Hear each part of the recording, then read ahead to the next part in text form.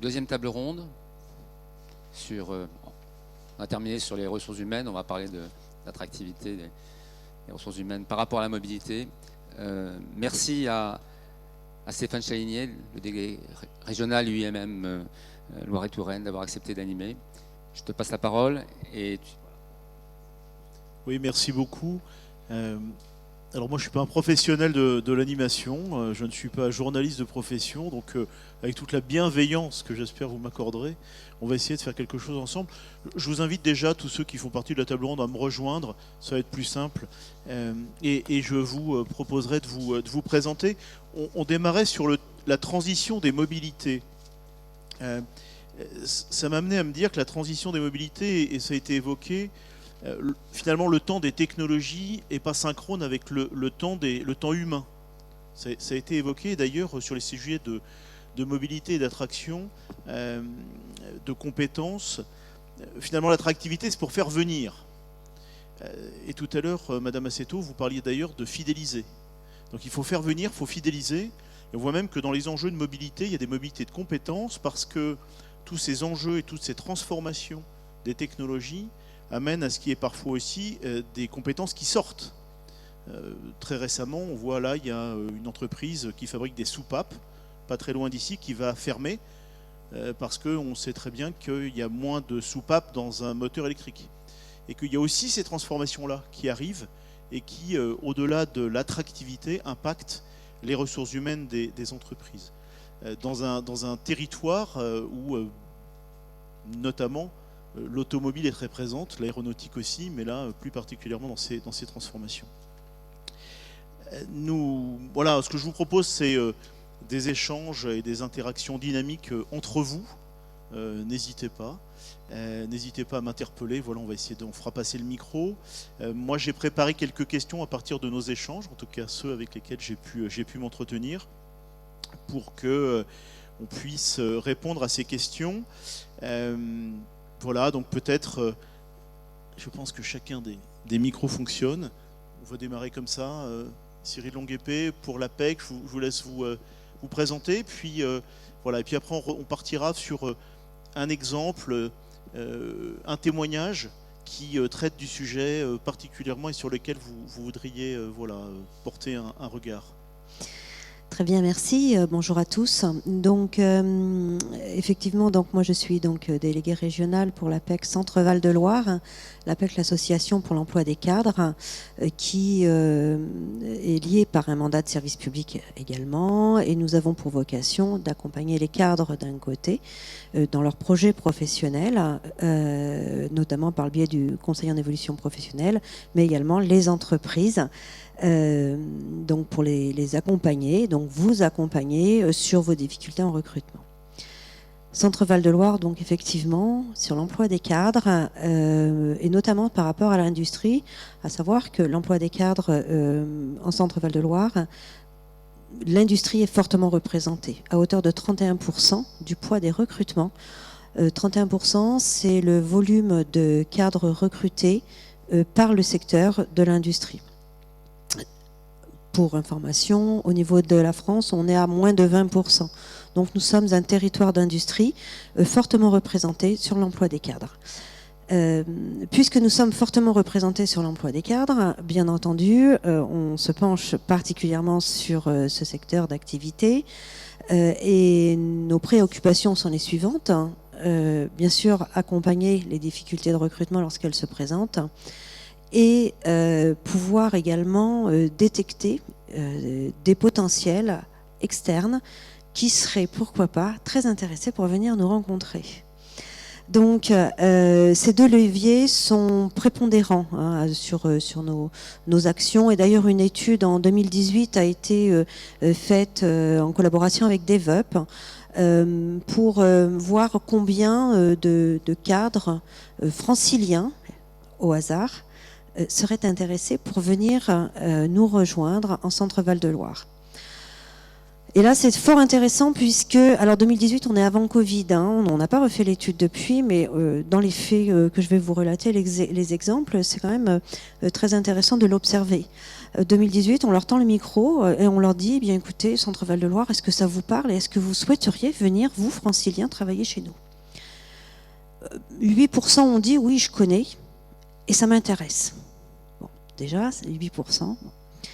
Et 61% ont dit je connais pas, expliquez-moi. Et quand on a présenté l'entreprise, la région, là pour le coup, ils se sont dit nous sommes ce que l'on appelle convaincables. Voilà, on peut être convaincu. Expliquez-nous un peu plus. Donc en fait, effectivement, on peut avoir cette capacité de captation. À nous maintenant de le faire, puisque les préoccupations, vous m'arrêtez quand je dois m'arrêter, hein, parce que moi je pars. Hein.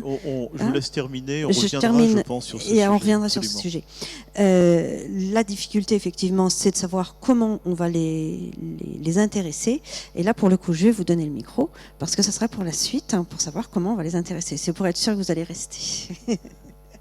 Donc, merci beaucoup. On va proposer à ce moment-là à Sylvie Grandjean de bien vouloir... se présenter.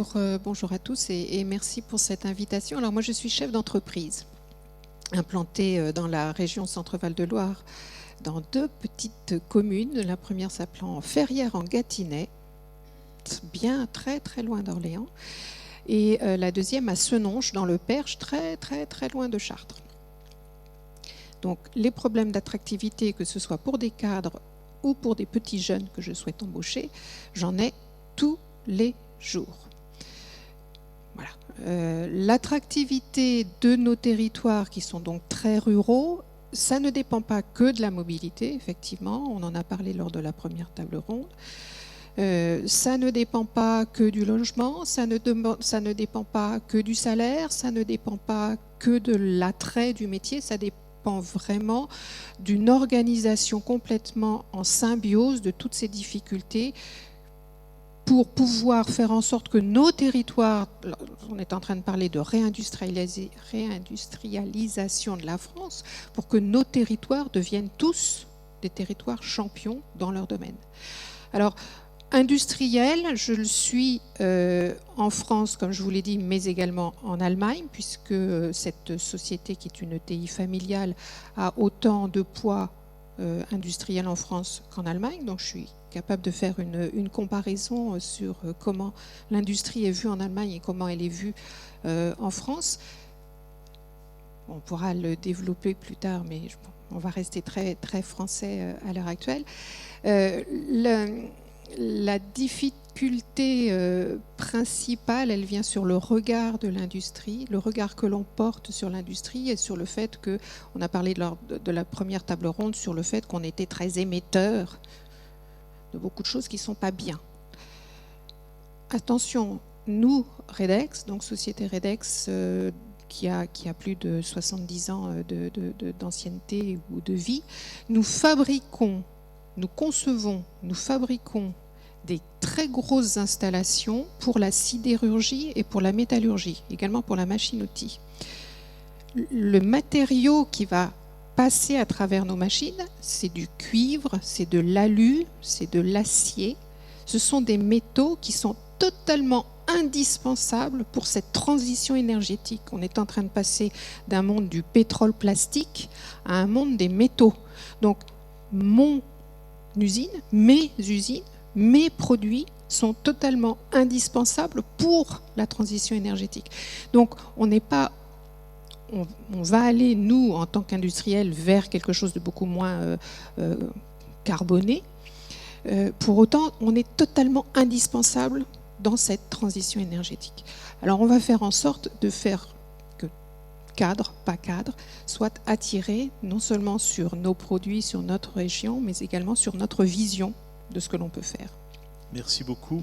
On a un premier élément autour de l'attractivité sur une région, avec finalement dans nos régions, comme partout, celle-là comme ailleurs, des centres métropolitains et puis la ruralité qu'on vient d'évoquer.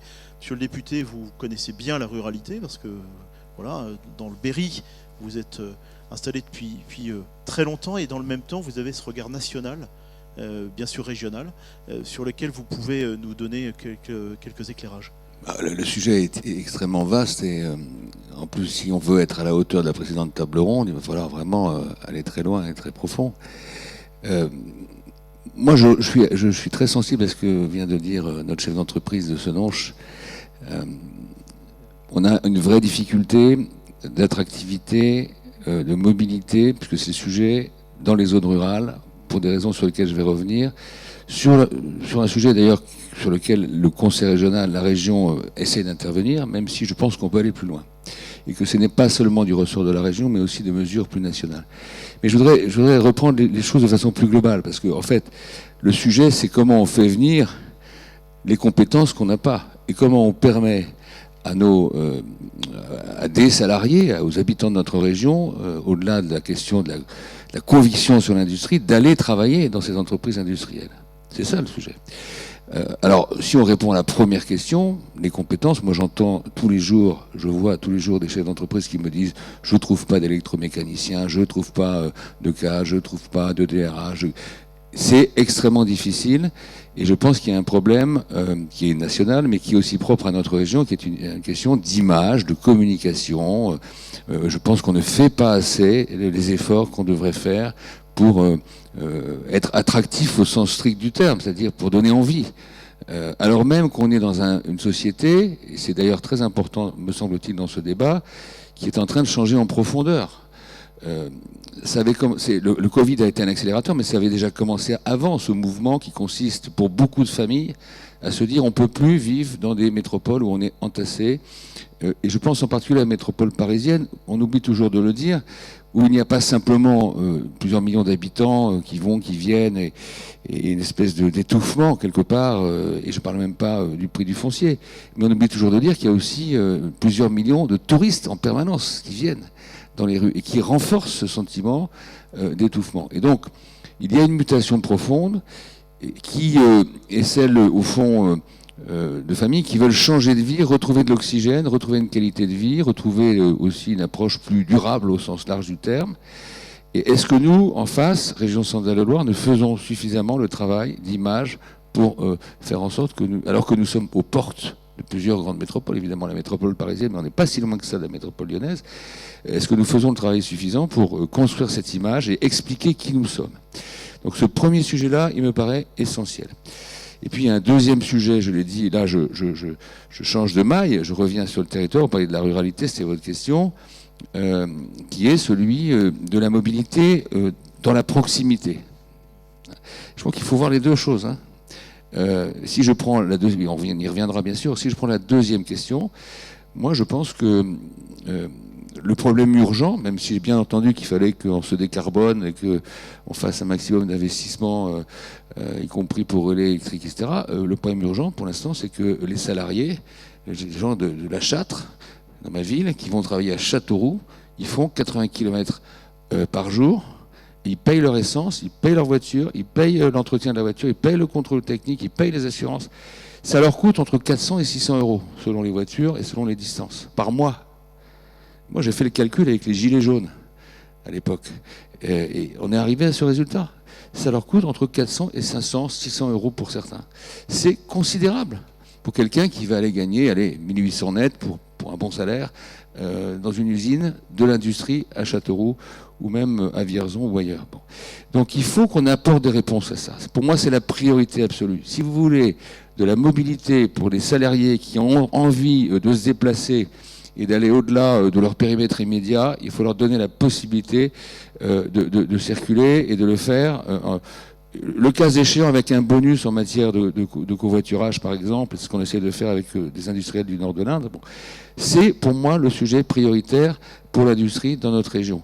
Et ça repose pas seulement sur la région et sur ce que peut faire la région, ça repose à mon avis sur une simplification et une façon, c'est un peu le débat qu'on a actuellement à l'Assemblée, qui consisterait à muscler les mesures qui sont pour l'instant très temporaires pour un certain nombre de salariés, permettre aux entreprises de façon défiscalisée, pour être clair, de payer une vraie prime de carburant ou de mobilité rurale, un forfait mobilité rurale pour les salariés qui sont obligés de payer pour aller bosser. Je résume, mais c'est ça pour moi la priorité absolue que nous devons traiter. Mais on va avoir d'autres sujets, j'imagine, donc je ne vais pas...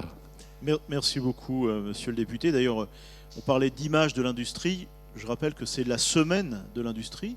Il faut le dire, et on inscrit cet événement dans la semaine de l'industrie. On parle d'attractivité, de ressources humaines, où avec les services de l'État ont été conçus ces temps forts dans les territoires pour changer cette image de l'industrie. Vous parlez aussi de marketing territorial, quelque part, et là aussi on a une question à se poser sur l'image de nos territoires.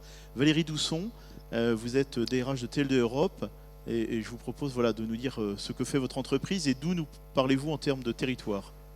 Bonjour à tous. Donc oui, Valérie Dousson, je suis la DRH régionale de TLD. Alors régionale chez nous, ça veut dire Europe, Moyen-Orient, Afrique, Inde. C'est une grosse région. Ça veut dire 4 sites en France aujourd'hui, 2 sites industriels et puis un site de reconversion de véhicules et un site qui est plutôt destiné au service et à la vente de pièces détachées. Un site en Belgique et un site au Royaume-Uni. Sur nos sites français, j'en ai 2 en Centre-Val de Loire et puis un qui est, pour le coup, va se rapprocher beaucoup de votre situation géographique puisqu'on est entre Niort et Parthenay. Alors pour ceux qui n'ont jamais entendu parler de Parthenay et pour le coup, je les excuse parce que ça n'est pas très connu. C'est vraiment en pleine campagne. Voilà, c'est un site rural. Nos sites en Centre-Val de Loire, un est situé à Montlouis-sur-Loire. Alors Montlouis-sur-Loire, c'est en adhérence de Tours. Donc c'est desservi par les transports en commun. On a une gare juste à côté du site. C'est parfait. J'ai un bon exemple pour le coup de mobilité assistée par des transports en commun. Et puis notre deuxième site, il est beaucoup moins bien loti. Il est situé à Sorigny, dans une nouvelle zone industrielle. C'est là qu'on a construit notre nouveau site parce qu'on avait besoin de place et parce que Montlouis-sur-Loire ne nous offrait pas la possibilité d'étendre notre site. Donc on a été poussé un peu en dehors de la ville. Sorigny, c'est 25 km de Tours, c'est pas très loin finalement, mais pas très loin, ça veut dire trop loin pour une desserte par la SNCF, trop loin pour une desserte régulière par Rémi, ce qui veut dire qu'on a doublé notre surface de parking par rapport à ce qu'on avait initialement prévu. L'attractivité du site, nous on le voit très très bien dans nos communications recrutement. On a 2 typologies finalement de recrutement sur ce site. C'est un site industriel, donc c'est un site qui va avoir besoin de techniciens, d'électromécaniciens, d'électrotechniciens. Et puis on a un site qui héberge aussi un bureau d'études, donc ingénieur ECAD, ingénieur système, ingénieur électrique, mécatronique. Donc 2 typologies d'emploi et finalement les mêmes difficultés pour attirer sur ce site.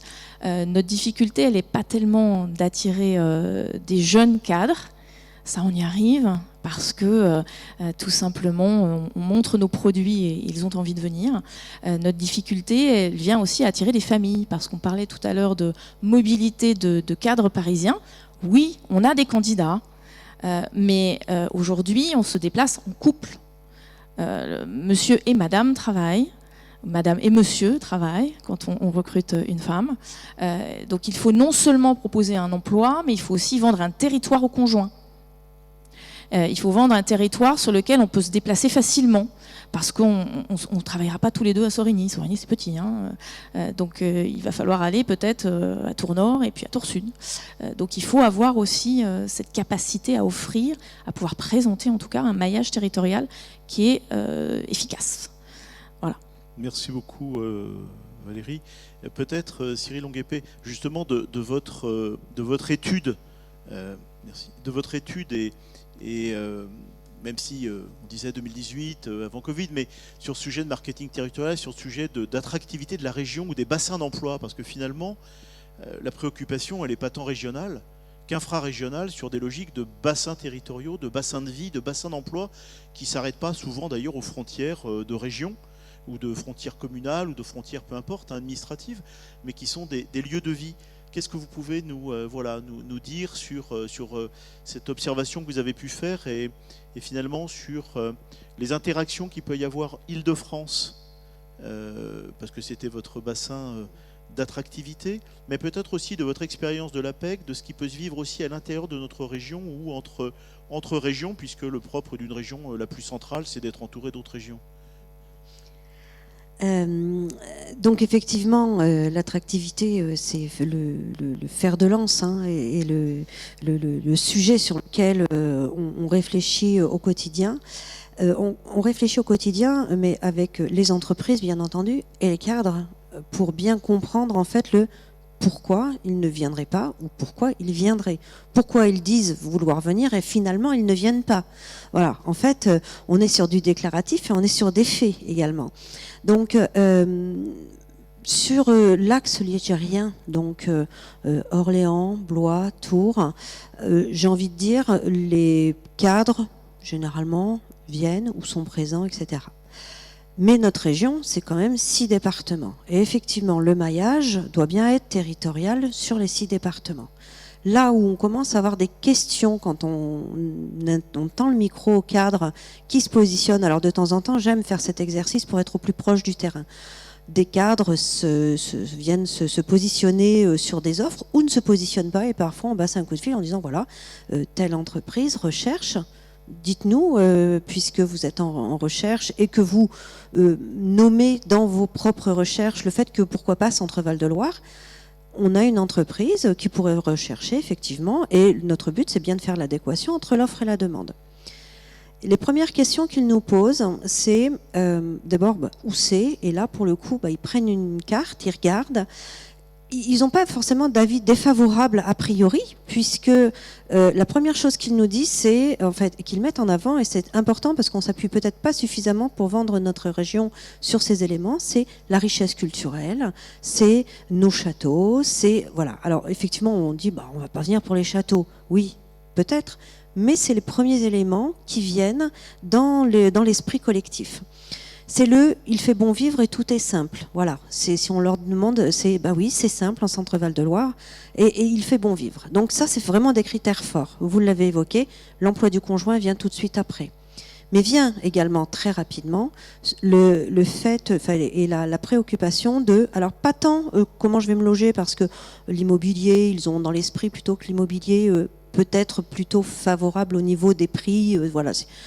Mais c'est toutes les infrastructures et comment je vais me déplacer. Et ça a été un peu frappant. Si je fais une rétrospective moi, de ce que j'ai vécu, ça fait très longtemps que je travaille auprès de cadres. Il y a 10 ans, jamais on m'aurait posé la question comment c'est desservi au niveau des gares, comment c'est desservi au niveau des transports en commun, quelle est mon empreinte carbone, quelle serait mon empreinte carbone si je dois faire 50 km matin et soir. Clairement, il y a 10 ans, jamais on m'aurait... Il y a 6 ans, on m'aurait jamais... Même il y a 5 ans. Mais là, aujourd'hui, quotidiennement, deux éléments sont phares. Les questions, c'est quelles sont les infrastructures qui vont me permettre d'aller travailler si je fais le choix d'habiter à Tours? Est-ce que je peux prendre le train? Est-ce qu'il y a une gare à proximité? Est-ce qu'il y a une navette éventuellement? Et là, je vous parle de cadres. Éventuellement, c'est les cadres se posent ces questions au niveau économique, bien entendu, au niveau conscience collective de l'empreinte carbone. Donc en fait, on est sur du multifactoriel par rapport à ces éléments. Donc on est vraiment sur un maillage territorial. On se doit, parce que 70% de l'axe ligérien pour l'emploi des cadres, ça nous fait quand même 30% de cadres, ou de recrutements qui sont ouverts sur tout le territoire, pour lesquels au quotidien on essaie de trouver des solutions. On travaille beaucoup avec les entreprises sur les solutions alternatives. Moi, j'arrive d'une autre région, je suis assez admirative, je dois le dire, de la manière dont les entreprises sont agiles en Centre-Val de Loire et ont déjà réfléchi à la manière dont on pourrait attirer des talents. Vous l'avez dit, des jeunes talents, vous arrivez à les attirer, tout le monde n'y arrive pas. Voilà. Et donc, en fait, toutes ces questions-là, sur l'attractivité, ne datent pas d'aujourd'hui en Centre-Val de Loire, et je pense que c'est ce qui va faire aussi la force demain. Merci. Vous parlez particulièrement de cadre, mais c'est normal, hein, c'est votre angle de vue. Une question pour Sylvie Grandjean. Vous recrutez souvent suite à des stages ou à des alternances, qui est un axe important de développement de votre entreprise. Est-ce que vous pouvez nous dire en quoi la faible qualité des transports dans les territoires où vous êtes est un souci pour l'attractivité des jeunes? Vous m'avez dit ils possèdent un permis, mais ils n'ont pas de voiture. Oui. Alors effectivement, l'attractivité des territoires, voilà, vous l'avez évoqué, on n'a aucune difficulté à attirer un jeune ingénieur parce que nos produits sont fabriqués au micron, il va s'éclater d'un point de vue technique. On n'a aucun problème pour attirer un jeune commercial, on fait 85% de notre chiffre à l'export. Donc il va parler toutes les langues qu'il veut. En plus, on est une ETI, donc on leur donne des responsabilités très tôt. Ils ont cette capacité de pouvoir s'exprimer comme ils le veulent. On peut aussi attirer relativement facilement des jeunes bac pro, BTS technique, parce qu'on a un parc machine très évolué, donc on va les faire travailler sur des outils à haute technicité, donc on n'a aucune difficulté à les attirer comme ça, juste grâce à ce que l'on est. Pour autant, pour les garder, ou pour autant pour essayer de faire en sorte qu'ils se sentent bien intégrés, mais là c'est toute une autre histoire, parce que Ferrières-en-Gâtinais ou Senonches, c'est absolument pas desservi par quoi que ce soit. Alors je voudrais ici qu'on applaudisse notre jeune Benjamin, stagiaire en bac pro du lycée Benjamin Franklin, qui habite à Orléans Grand-Villiers, je crois que ça s'appelle comme ça, et qui vient en stage chez nous en trottinette depuis chez lui jusqu'à la gare routière d'Orléans. De la gare routière d'Orléans, il va jusqu'à Montargis, gare routière. Il n'y a pas de train entre Montargis et Orléans. À la gare routière, il reprend sa trottinette pour aller jusqu'à la gare ferroviaire, pour prendre le train de Montargis pour aller à Ferrières. Puis de Ferrières, il reprend sa trottinette pour aller jusqu'à chez nous. Alors bravo à Benjamin, parce que ça veut dire que ce jeune, il croit à son métier, il croit à sa formation. Sa mère, qui n'a pas de voiture non plus, l'a poussé dans cette voie-là pour qu'il puisse avoir un beau métier, un métier où il pourra exprimer ses compétences techniques et manuelles. Et il y croit, ce jeune. Heureusement, on lui offre le logement juste à côté de Ferrières, juste à côté de notre entreprise, parce que sinon il pourrait absolument pas venir jusque chez nous. Donc on a mis en place des colocations pour tous ces jeunes qui sont en stage ou en alternance, juste à côté de l'usine, pour qu'ils puissent au moins loger lorsqu'ils sont dans ces périodes où ils sont pas à l'école. Voilà. Donc, très très grosses difficultés qui ne sont pas liées à l'attractivité du métier, ni à l'attractivité de Ferrières-en-Gâtinais. Effectivement, il y a des champignons à ramasser, c'est sympa.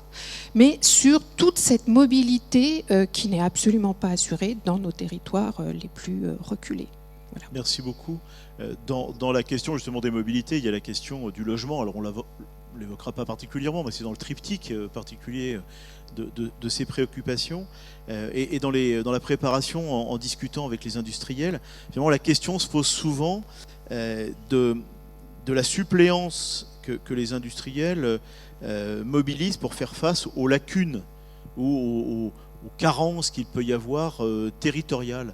Et finalement, quel est votre regard, Monsieur Forissier, sur ce sujet-là? C'est-à-dire en se disant, finalement, dans nos territoires, est-ce que c'est aux industriels de devoir investir dans des logements, alors en l'occurrence de devoir mettre en place des systèmes aujourd'hui de mobilité, voilà, où finalement, comme le disait Monsieur Fournier tout à l'heure, c'est dans une logique de co-responsabilité entre les différents acteurs. À votre vue aussi de conseiller régional. Quand on dit co-responsabilité entre les différents acteurs, c'est qu'il y a un problème de budget. À mon avis, c'est surtout ça. C'est ça. Non, moi, j'ai été maire pendant 25 ans, président de ma communauté de communes. On a quelques belles entreprises industrielles, soit des grosses ETI ou des filiales de groupes, soit voire de grands groupes de luxe d'ailleurs dans le coin, soit des TPE ou des PME, PMI. Il y en a beaucoup, notamment dans le Berry, je le dis au passage, on croit que c'est un peu comme ce que vous disiez tout à l'heure, il n'y a que sur l'axe ligérien, ben non.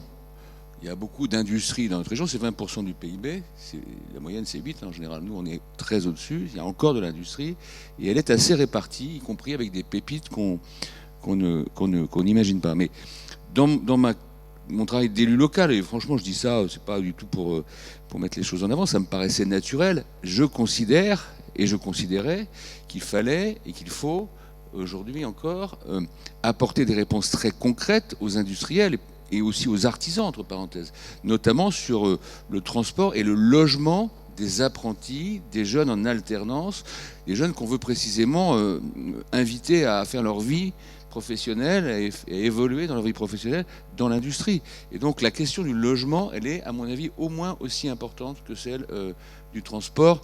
J'entends bien ce que vous disiez sur Benjamin. Je ne suis pas certain qu'on va pouvoir résoudre le problème et faire une ligne Orléans-Senonches dans les 2 ans qui viennent. Ça me paraît compliqué, donc on va y revenir. Mais en tout cas, la question du logement, elle est très importante. Moi, je pense, je l'ai dit d'ailleurs à la dernière session du conseil régional où on étudiait la politique des jeunes, je pense que, je me dis, pas parce que je suis dans l'opposition, mais parce qu'on essaie tous de travailler dans le bon sens et de travailler ensemble pour notre territoire régional.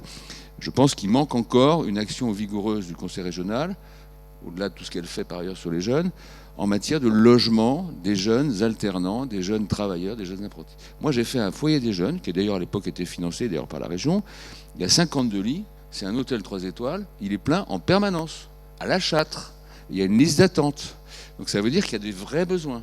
Je pense qu'il faut que dans les petites villes, notamment à proximité d'entreprises industrielles ou de zones où il y a des entreprises, on investisse massivement.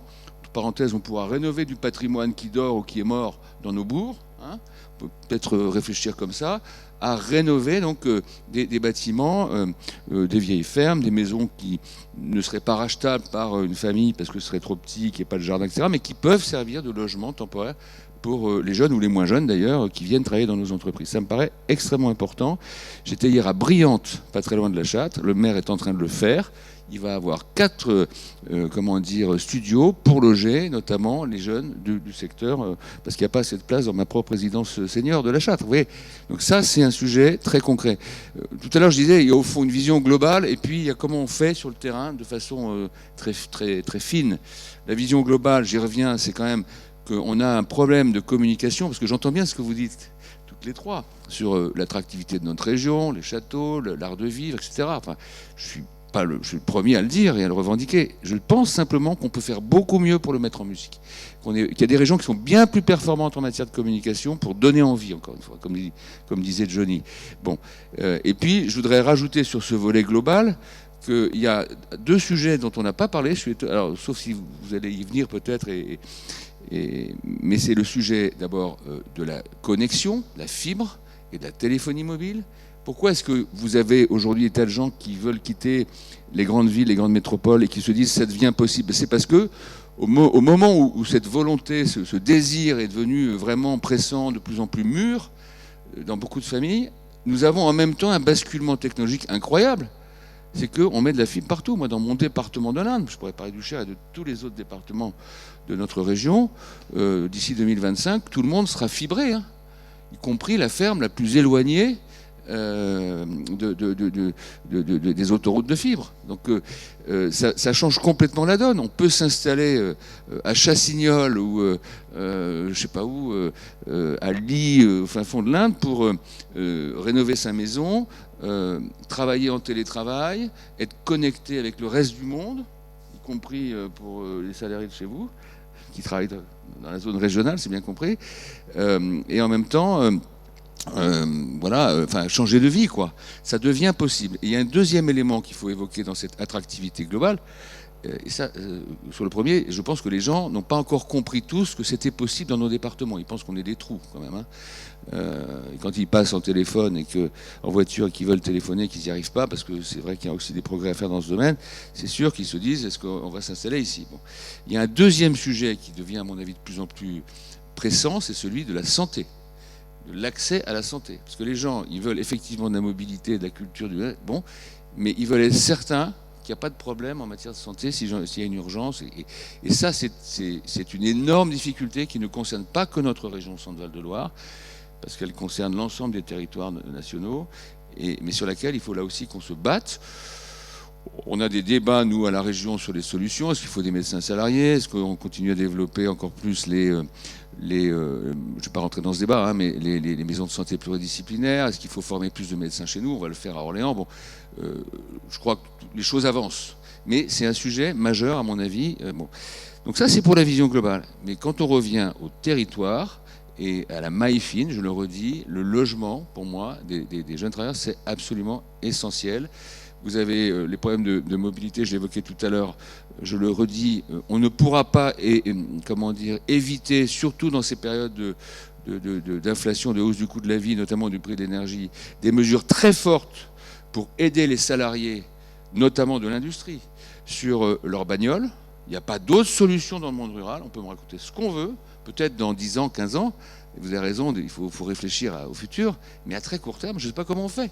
Je ne sais pas comment on fait. Moi, j'ai des bornes à la Châtre, j'en ai mis 3.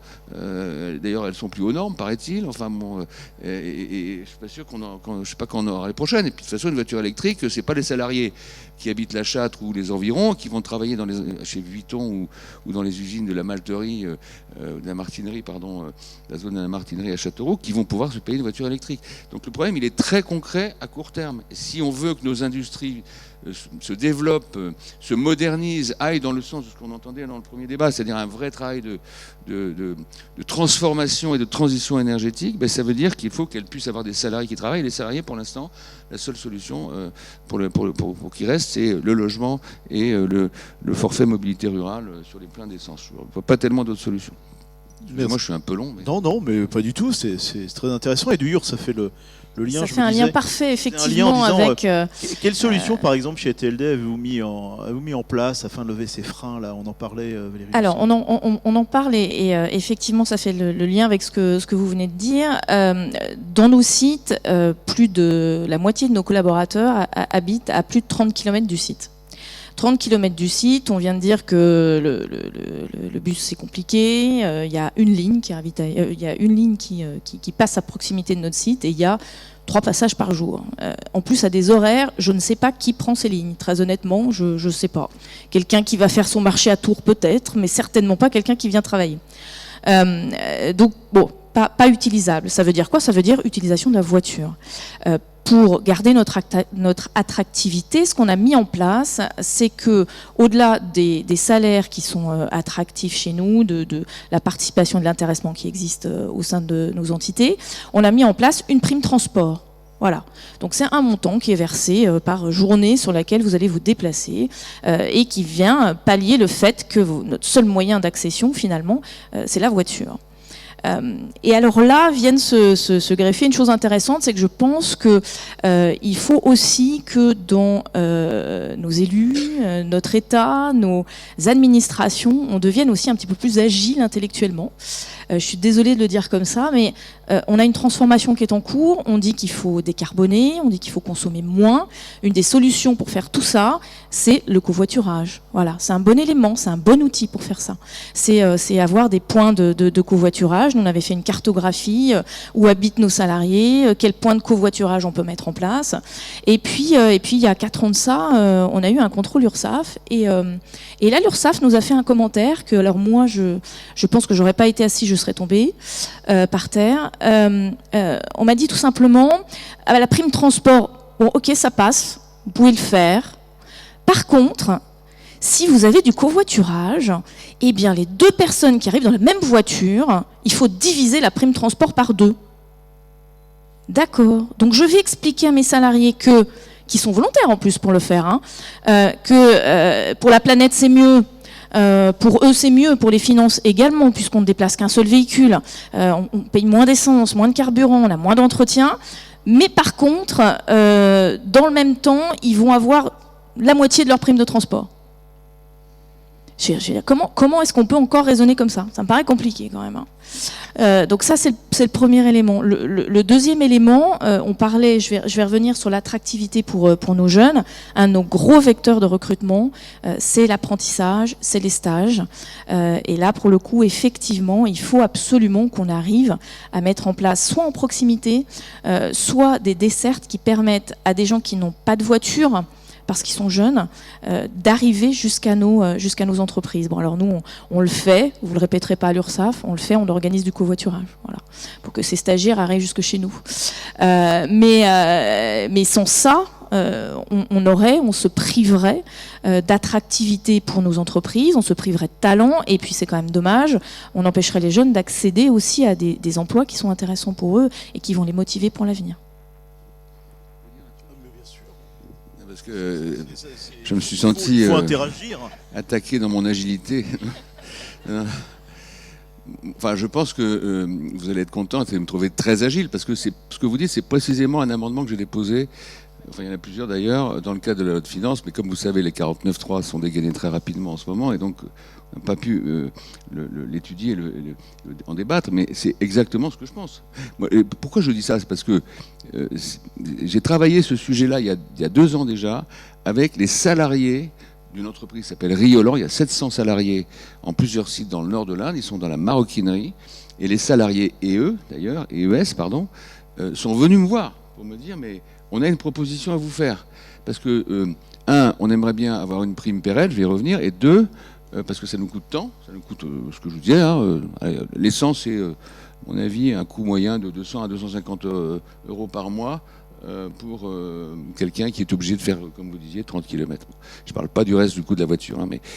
Et donc, elle voulait précisément aussi qu'on étudie la possibilité d'avoir un bonus quand il y a du covoiturage. Parce que ce sont les salariés elles-mêmes qui le souhaitaient, qui me le proposaient.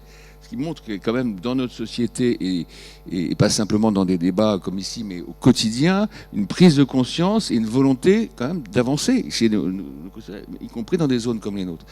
Et donc, j'ai déposé des amendements là-dessus, je vais me battre là-dessus. Moi, je pense qu'il faut un truc simple, qui soit incitatif, qui soit clair, qui soit défiscalisé pour les entreprises, ou désocialisé de façon à ce que ça devienne quasiment presque une obligation morale de le faire, parce que c'est pas un coût supplémentaire pour les entreprises, parce qu'on dit toujours qu'il faut faire payer, on en parlait tout à l'heure, mais il y a un moment aussi où il va falloir qu'on pense aussi à retrouver notre compétitivité. On est dans un colloque sur l'industrie, les impôts de production, je ne vais pas rentrer là-dedans, mais enfin c'est quand même la base. Parce que pour l'instant, on est très en retard sur nos principaux concurrents, qui sont les Allemands. Bon, je referme cette parenthèse, mais donc on ne va pas vous charger. Et je pense qu'il faut au contraire même vous inciter à le faire, en étant une prime défiscalisée, et une prime qui, contrairement à ce que vous disiez tout à l'heure, devient même un bonus quand c'est en autopartage. Et après, il faut peut-être trouver les modalités. Est-ce que c'est le propriétaire de la voiture qui conduit, qui ce jour-là bénéficie? Bon, ça me paraît très logique. Mais en tout cas, il ne faut pas que ce soit humiliant, ou qu'on ait le sentiment qu'on vous reprend de l'autre côté ce qu'on vous a proposé. Bon. Et voilà, donc je suis tout à fait d'accord, et vous voyez que l'agilité est partagée. Merci beaucoup. Attends, je vais gérer les micros. Justement, c'était peut-être une question plus pour Sylvie Grandjean. On se disait, on parlait d'agilité. Alors, on est dans une difficulté permanente. Aujourd'hui, nos entreprises sont elles-mêmes agiles. Pour certaines, je ne pense pas que ce soit votre cas, mais pour réduire même sur 4 jours de travail, eu égard aux problèmes énergétiques, et donc forcément ont des amplitudes horaires qui sont différentes. Ma question, c'était comment réagissez-vous à la proposition du vice-président Fournier tout à l'heure de dire, mais finalement les entreprises sur une même zone industrielle, finalement, si elles s'organisaient un petit peu mieux sur leurs horaires de travail, ça serait beaucoup plus simple pour avoir des transports collectifs. Alors, nous avons dans le bassin d'emploi de Montargis mis en place des groupes de réflexion sur ces difficultés. Est-ce qu'on peut, en tant qu'entreprise, trouver des choses en commun pour faciliter la mobilité de nos salariés? Nous avons aussi, parce qu'on a aussi un très bon maire à Ferrières-en-Gâtinais et un très bon maire à Senonches, on travaille aussi avec eux pour essayer de trouver des solutions conjointes. Alors, le logement au-dessus de la poste, qui est vide, qui était un logement de fonction, qui est vide, voilà, ça a été reconverti en colocation. Donc on peut trouver des petites choses comme ça, très, très concrètes, très locales. Et les groupements d'entreprises pour adapter nos horaires collectivement pour que ça corresponde à des passages de bus, pourquoi pas? Encore faudrait-il qu'il y ait une offre de bus. Or, à l'heure actuelle, alors je crois qu'il il est parti, mais peu importe, mais l'offre de bus à l'heure actuelle, il est avant tout lié au transport scolaire. Or, l'entreprise n'a rien à voir, si ce n'est qu'on est tous parents, avec le transport scolaire. Les horaires n'ont rien à voir. Moi, si on travaille 37 heures une semaine, 39 heures une autre, où on commence le matin, où on a 3 équipes, c'est parce qu'on a une demande du marché. On s'adapte au marché, on ne s'adapte pas au calendrier scolaire. Et le marché fait qu'à l'heure actuelle, on doit travailler énormément, puisque pour cette transition énergétique, il y a beaucoup d'investissements qui sont en cours. Donc, je ne vais pas m'adapter, moi, industriel, aux horaires du transport scolaire pour qu'on puisse remplir des bus conjointement. Enfin, je ne vois, enfin, c'est pas concevable. Moi, mon client, c'est le monde, c'est pas l'école. Et puis, trouver ensuite très localement des solutions pour que nos salariés fassent du covoiturage. Ok. Pour qu'ils utilisent plus le vélo. Ok. On le fait, le covoiturage, on le fait, le vélo, on le fait. Mais il n'y a pas de piste cyclable sur nos zones industrielles. Elle s'arrête juste quand on rentre dans la zone industrielle de Ferrières-en-Gâtinais, et à Senonches, il n'y en a pas. Donc, hop, ça s'arrête à cet endroit-là. Pourquoi ? Donc après, là, ça devient le bazar innommable, donc personne ne va venir en vélo, ou il faut vraiment avoir envie de faire du vélo pour venir jusqu'à Ferrières-en-Gâtinais dans la zone industrielle. Le covoiturage, il y a une zone juste à côté, à Dordives, qui a été mise à la sortie de l'autoroute, donc une zone de collecte de covoiturage. Mais qu'est-ce qui est organisé autour de ça ? Rien. Aucune mairie, conseil d'État, enfin bon, peu importe, il n'y a rien d'étatique qui a été mis en place à cette collecte, enfin à cet endroit de covoiturage. Donc il faut que ce soit à nous de le mettre en place. Moi je veux bien, mais dites-le nous, c'est tout. Et à ce moment-là, en tant qu'industriel, on va mettre en place pour que le covoiturage puisse arriver jusqu'à Ferrières, à Montargis, depuis Dordives. Alors je voudrais quand même qu'on regarde un tout petit peu ce qui se fait dans les autres régions. Ma région de cœur, c'est la Bretagne. En Bretagne, les zones de covoiturage, l'interaction avec les bus, avec des navettes, avec des bus qui sont à la demande, je ne crois pas qu'il y ait énormément de trains, mais tout ce qui est mobilité liée à la voiture et au bus est très très très bien organisé. Est-ce qu'on ne peut pas faire à peu près Parce qu'il y a plein de petits villages. En Bretagne, vous avez des tonnes de petits villages très ruraux et qui vont alimenter les zones industrielles de Lannion, celles de Saint-Brieuc. Et nous, dans la région Centre-Val de Loire, on ne peut pas faire un... Alors c'est peut-être parce qu'on est plus grand, je sais pas, mais on ne pourrait pas au moins voir ce qui se passe en Bretagne pour essayer de voir si on ne peut pas faire la même chose en Centre-Val de Loire. Chère Madame, en tant que responsable de l'opposition, je vais faire passer au Conseil régional vos propositions, parce qu'elles me paraissent très justes. On pourrait faire beaucoup mieux, je suis bien d'accord. Mais comme je ne veux pas être méchant avec mes petits collègues, je veux dire simplement qu'il y a un certain nombre de choses qui existent déjà. Vous avez totalement raison quand vous dites que la façon dont est pensé le réseau de bus Rémi est d'abord une façon qui repose sur le transport scolaire. En fait, c'est d'abord ça, la base. Et Dieu sait que, y compris dans ce domaine, parce que c'est un sujet, ça, c'est un sujet sur lequel je me bats beaucoup à la région, on a des problèmes d'arrêt de bus scolaires. Philippe Fournier, s'il était là, il hurlerait en m'écoutant, mais qui ne sont pas sans conséquences, y compris pour des parents qui vont travailler dans les entreprises industrielles ou nos territoires, parce que c'est aussi un sujet. C'est-à-dire que quand vous partez tôt pour répondre au marché et commencer tôt dans une entreprise industrielle où vous travaillez et que votre femme, c'est pareil, ou l'inverse, et que vos enfants, vous avez 2 enfants, il faut qu'il y en a un qui va au collège, mais il y en a un qui va au primaire, c'est pas le même quart. Et comme ils sont seuls, et qu'il y a une seule personne, et que même si le bus passe devant, il ne s'arrête pas parce qu'il y a un enfant.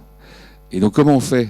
Ça remet en cause, en réalité, l'emploi d'un des 2 membres du couple qui donc va faire défaut au développement économique de l'entreprise. Je dis ça, c'est pas anodin, c'est pas un truc qui arrive une fois tous les 10 ans, c'est très quotidien ce genre de problème-là. Moi j'ai 50 dossiers ou 60 dossiers en tant que député conseil régional d'intervention simplement dans l'Indre et une partie du Cher sur ces sujets-là. Donc c'est vrai qu'on peut, je pense, progresser sur la façon de penser la mobilité dans le monde rural. C'est pour ça que moi je disais tout à l'heure qu'il fallait à la fois des mesures d'État, mais aussi une adaptation du conseil régional qui a la compétence transport, ou des collectivités, communautés de communes ou comités d'agglomération qui ont pris cette compétence, parce qu'il faut dans certains cas, c'est aussi ça qui se passe, c'est plus le conseil régional, pour essayer d'imaginer, effectivement, en partenariat avec les entreprises, des solutions fines. Et je reviens à cette maille fine. Et ça peut être presque du cas par cas. Moi, ça ne me choquerait pas qu'on puisse mettre en place des systèmes de minibus ou de bus pour telle ou telle zone industrielle, en partenariat avec les entrepreneurs qui en prennent une petite partie, pour pouvoir gérer un problème ponctuel sur la zone industrielle de Senonches. Vous voyez ? Et pour transporter les salariés. Et que la région soit en charge de ça et mettre de l'argent, ça ne me choque pas. Et ça fait partie des sujets qu'on essaie de faire avancer. Parce qu'effectivement, on dit tout est beau, on a mis de l'argent partout, bon, mais on ne va pas assez loin dans la finesse. Et puisque j'ai le micro, après je m'arrête, j'en profite pour... Alors c'est pas SNCF Réseau, c'est SNCF Voyageurs, mais dans toutes ces questions de mobilité, il y a un sujet majeur qui est la desserte des petites gares par les trains SNCF, y compris pas simplement la partie TER régionale, mais aussi les intercités qui dépendent de SNCF à l'échelle nationale. C'est hyper important. Et vous avez cité Argenton, je fais partie de ceux qui mettent leur écharpe pour aller se mettre devant une locomotive, ce qui est extrêmement impressionnant, parce que vous mettez en gare sur la ligne, vous avez la locomotive juste devant vous à 1 mètre, vous vous dites bizarre, bon, mais ça nous permet quand même de nous faire entendre, et on a quand même réussi à obtenir des résultats. Argenton-sur-Creuse, c'est le sud de l'Inde, le nord de la Creuse, de la Haute-Vienne, c'est, moi je dis, entre 60 et 80 000 personnes concernées, avec des entreprises industrielles, avec des gens qui ont besoin d'aller vers Limoges ou vers Châteauroux ou Vierzon ou Paris, etc. Si on n'a pas de régularité et de ponctualité dans les arrêts de train, y compris les intercités, comment voulez-vous apporter une réponse à notre débat de ce matin ? Ça fait partie des choses, de même que la réouverture des petites lignes. Hein. Moi, je pense... je prends toujours chez moi, mais alors ça a été évoqué, hein, mais Tourloge c'est très bien, mais moi j'aimerais bien qu'on aille jusqu'à Châteauroux, Tours-Châteauroux, et pour le fret ferroviaire et pour le transport de passagers. On a des petites lignes qui pourraient peut-être faire l'objet d'une nouvelle réflexion. Entre Châteauroux et La Châtre, il y a toujours les rails. Sauf à 2 ou 3 endroits où ils ont été enlevés. Est-ce que c'est pas quelque chose qu'on pourrait imaginer, de mettre une automotrice électrique sans chauffeur ? Enfin, il y a des solutions qui sont en cours d'étude aujourd'hui. On a d'ailleurs, y compris en matière de mobilité rurale, je ne l'ai pas évoqué, mais une expérimentation dans la Brenne d'une navette autonome. Alors ça, c'est pas SNCF. Hein. Je crois que c'est Keolis d'ailleurs qui le gère. Une navette autonome sans chauffeur. L'idée étant de faire, là pour le coup, de la maille fine et du transport à la demande encore plus développé que ce qu'on a actuellement. Donc il y a quand même des choses qui se font, ça avance. Je pense qu'on a besoin d'en parler, et je pense qu'il faut aussi que les industriels, puisque vous disiez tout à l'heure, ils soient force de proposition, ils interpellent les élus. Allez les voir. S'ils ne font pas leur boulot, allez les voir. Moi, je me suis tellement fait engueuler dans ma vie par les industriels et les chefs d'entreprise que j'ai fait plein de trucs, mais parce que vous m'engueuliez, faites pareil. Je crois que Valérie Dousson voulait réagir à ça. Alors oui, effectivement. Alors sur le site de Sorigny, pour parler de celui-là, il y a la communauté de communes du Val de l'Indre qui est assez active sur ces sujets de mobilité, qui a un petit peu de mal, je pense, à aller interpeller un peu plus haut sur notamment des navettes. On a une gare qui est encore en fonctionnement, pas très loin, qui est à Mont. Et par contre, ça s'arrête à Mont. Donc après, il n'y a pas d'interconnexion, pas de navette, rien d'organisé. C'est 7 km de notre site, donc c'est un peu loin. Notre site, il n'est pas tout seul. On a été très longtemps tout seul sur cette zone industrielle. Aujourd'hui, ça sort de terre autour de nous. On espère pouvoir avoir un peu plus de poids pour pouvoir justement peser sur ces décisions et sur ces mises en place d'interconnexion. Je crois qu'il faut un peu qu'on change de réflexion aujourd'hui parce qu'il y a urgence. Il faut penser hybride, c'est-à-dire qu'on n'aura pas un bus qui vient au pied de chez nous et qui nous amène au pied de notre entreprise. Ça n'existe plus. Il faudra utiliser notre voiture, notre bicyclette, notre trottinette pour aller jusqu'à une gare qui nous amènera à un endroit B dans lequel on utilisera une navette, un vélo, quelque chose qui sera mis à notre disposition pour arriver jusqu'à notre entreprise. Et puis il y a aussi un terme, pour nous on parlait d'attractivité, pour boucler la boucle. Les jeunes aujourd'hui, c'est une vraie question et une vraie réflexion quand ils arrivent chez nous. C'est je suis vraiment obligée d'utiliser ma voiture tous les jours pour venir jusqu'ici. Ben non, en fait, moi, ça ne correspond pas à mes aspirations. Et moi, j'ai pas envie forcément d'investir dans une voiture. Moi, j'ai envie de pouvoir utiliser le train, l'avion quand je vais très loin, mais le train, les transports en commun. Et je n'ai pas d'utilité d'avoir une voiture, en fait. Donc pourquoi être obligé d'acheter un véhicule et d'investir dans un véhicule? Aujourd'hui c'est coûteux, on parle de l'électrique, mais alors là pour le coup on est encore au-dessus de ce que pouvait s'offrir un petit étudiant quand il achetait sa voiture d'occasion il y a pas si longtemps finalement. Donc il faut aussi être capable de pouvoir leur offrir cette possibilité d'être en accord avec leurs valeurs aussi. Justement, Cyril Longuepée, qu'est-ce que vous pouvez observer de ces sujets? Sujet, on l'évoquait tout à l'heure, dans l'intérêt autour de la fibre et donc finalement du télétravail qui peut se développer, répondre à une problématique. On évoquait la santé tout à l'heure. Est-ce que ce sont des sujets, et celui que vient d'évoquer Valérie Dousson, qui sont les sujets des candidats ou des collaborateurs qui veulent travailler dans les entreprises en Centre-Val de Loire? Oui, clairement, dans tous les témoignages que j'entends, je retrouve exactement les questions qui nous sont posées par les candidats, par les cadres. Les jeunes diplômés, notamment, effectivement, ont une vraie conscience, pour le coup. Pour avoir une voiture, c'est presque ubuesque. Je veux dire, ça fait pas partie de leur schéma forcément.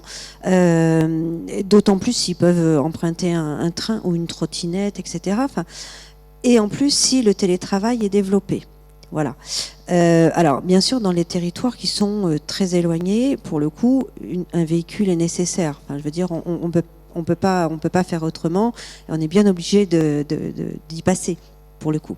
Mais moi j'ai un témoignage avant je travaillais notamment en Charente. Charente qui est quand même un peu rurale également, et en plus c'était vraiment dans le sud de la Charente, voilà, où pour le coup des jeunes diplômés venaient. Alors ils avaient acheté une voiture à 4. Bon, l'entreprise avait organisé leurs horaires de travail. Enfin, en fait, ils n'avaient pas d'horaire de travail vraiment. Bon, ils étaient cadres, hein. Donc ils n'avaient pas d'horaire de travail. Donc en fait, ils étaient à l'émission, ils venaient, ils s'organisaient. Et cette entreprise-là avait joué sur effectivement l'intelligence collective en disant on fait un pari sur vous, on vous garde après la période d'apprentissage. Ils avaient fait une colocation, enfin voilà. Bon, ça a duré le temps que ça a duré. L'entreprise effectivement avait misé sur, alors bon c'est anecdotique. Pour nous, c'est anecdotique. Pour eux, ça a été vraiment la chose qui a fait la différence. Pourquoi ? Parce qu'à l'issue notamment de leurs masters respectifs, et notamment il y avait un ingénieur et puis 3 masters qui finissaient en même temps, l'entreprise souhaitait les garder. Ils ont dit, bon, qu'est-ce qui vous ferait rester ? Bon, je ne sais pas. Et en fait, ce qui a été le facteur déclenchant, ça a été le fait que l'entreprise ait proposé, je crois que je vous en avais parlé, avait proposé de leur offrir un abonnement dans la salle qui était juste en face, un abonnement de sport, sur la salle de sport. Voilà. Ça a été un des facteurs qui a fait qu'ils ont choisi à 4 de rester dans cette entreprise pour bénéficier en même temps de cet abonnement offert par l'entreprise, ou sur laquelle l'entreprise a contribué. Alors nous, ça nous paraît un peu anecdotique en se disant, mais est-ce que, et là on va pas aller sur la valeur du travail, mais est-ce que effectivement on a la même grille de lecture ? On n'a pas la même grille de lecture. Et finalement, est-ce que c'est grave ? Non, je pense, moi à mon avis, je ne pense pas. Par contre, effectivement, de changer de lunettes et de savoir ce qui est important pour eux, ça, je pense que c'est nos grilles de lecture futures qui vont. Alors, effectivement, il y a toujours les problèmes de transport, etc., qui se résoudront très certainement, du moins je l'espère. Mais effectivement, en attendant, on a des solutions alternatives que l'on peut utiliser. Et j'ai juste un dernier point, si vous permettez. J'ai fait aussi une autre expérience. J'aime beaucoup faire les expériences avec des entreprises qui sont ouvertes à pourquoi pas, voilà. Bon, le seul risque, c'est de prendre un peu de temps et puis d'essayer de se poser sur les bonnes questions. J'avais une entreprise qui recrutait systématiquement, qui avait du mal à pérenniser, bon, pour des facteurs effectivement, notamment d'éloignement, qui était plutôt dans un endroit très rural. Et cette entreprise-là, en fait, on a fait un jour un pari en se disant, voilà, vous recrutez toujours les mêmes postes.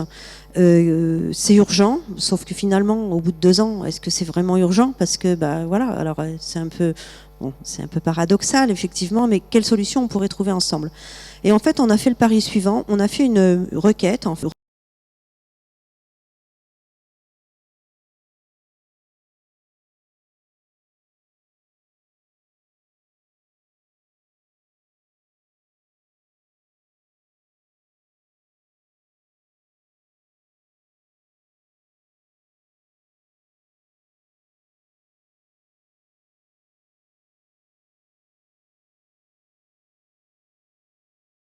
était dans l'expectative de dire tiens, ça m'intéresserait de travailler dans telle et telle entreprise, mais qui était à milieu de penser qu'il pouvait avoir une chance d'intégrer ce type d'entreprise. Et là encore, c'est un changement de lunettes pour le coup, qui nous a permis d'avoir des beaux succès. Merci beaucoup Cyril Longuepée. On va, je crois, conclure, ou tout au moins devoir conclure. Peut-être quelqu'un pourrait prendre, alors je crois Sylvie, vous souhaitiez prendre la parole, et peut-être juste avant me dire que le point qu'on n'a pas abordé, mais peut-être la prochaine fois, si un jour il y a une prochaine fois, c'est de dire qu'est-ce qu'il y a d'inspirant, notamment dans d'autres pays. Vous intervenez, vous agissez, vous êtes en Angleterre, vous êtes dans le Benelux, vous êtes en Allemagne. Voilà, on pourra se dire aussi qu'est-ce qui se passe dans ces pays qui pourraient nous donner des bonnes idées pour notre territoire. Mais voilà, Sylvie, en conclusion. Je ne sais pas si c'est à moi de conclure, mais pour autant, je voudrais qu'on ouvre un tout petit peu le débat sur le fait que cette mobilité qu'on n'arrive pas à mettre en place, on a parlé de fibres, on a parlé de télétravail, on a parlé de bus, de voitures. Il faut qu'on fasse très attention à la fracture sociale qui est en train de devenir prégnante dans nos territoires. Montargis, c'est le rond-point cacahuète. C'est nous, hein, c'est Montargis. Les gilets jaunes qui ont commencé, c'est à Montargis. Parce que cette fracture entre les grands centres urbains avec une périphérie un peu industrielle, bien desservie en train, en bus, avec des bonnes écoles, avec un médecin, enfin avec une offre médicale importante. Et puis nos territoires où pour aller à l'école c'est compliqué, pour aller au boulot c'est compliqué, pour aller voir un médecin il n'y en a pas. Pour télétravailler, on a la fibre, mais de toute façon je suis simplement un simple technicien de production, qu'est-ce que vous voulez que je fasse dans le télétravail? Moi, ça n'existe pas le télétravail pour moi. Donc cette fracture-là, il faut qu'on soit très conscient que on doit embarquer tout le monde dans notre transition et que la mobilité, elle s'adresse absolument à tout le monde. Écoutez, merci beaucoup et merci à chacun, à chacune d'entre vous. Merci.